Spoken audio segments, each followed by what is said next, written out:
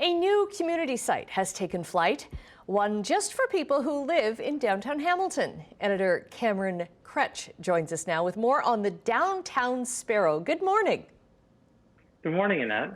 I see you rode your bike through downtown through social media.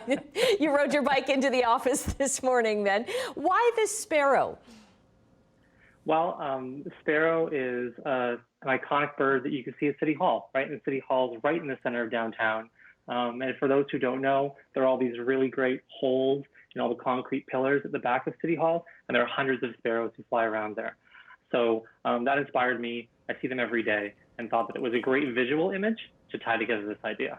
And what do you hope to kind of connect? Because I can imagine it covers, maybe we should back up here and talk about the neighborhoods that it encompasses, because there's a wide range of neighborhoods here that we're talking about.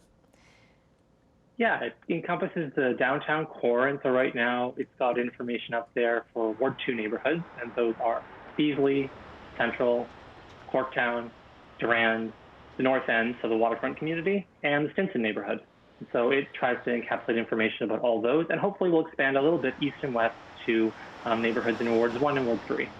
Okay, and then what kind of information are you going to put in the Sparrow?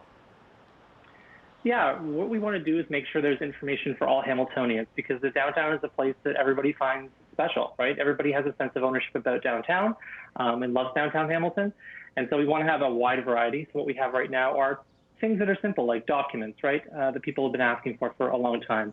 Elections stuff, primarily there. But also, which I'm really proud of, is an interactive development map. I think everybody who knows what's happening downtown sees that there's a lot of development happening downtown right now, but there's not a lot of access to information about that development. So we've put a map up by neighborhood where residents can go and click and find out what's happening on their block. How tall is the building going to be? How many units? Is it going to be an apartment? Is it going to be affordable housing? Will it be a condo? That kind of thing. And so we've got that active development map up. We also have archives. So we're storing information there that's kind of been lost or is no longer posted on the internet. So popular magazine downtown called The Anvil is no longer hosted on a website, so we're hosting it there. Historical information about heritage downtown that was published, we're storing that information there. So it's a place to get information for Hamiltonians, but also hopefully to connect individuals, right? So we also have a newsletter that comes out every month featuring articles from folks, and actually it's launching this week for the first issue. And just getting people involved in the neighborhoods where they live in. Is this meant as well, with so many new people coming into the downtown area, kind of meant to give them kind of a sense of involvement as well? Yeah, it's meant to give people a sense of place, right? And a sense of identity and connection to where they're coming to. Many folks don't know what neighborhood they're in.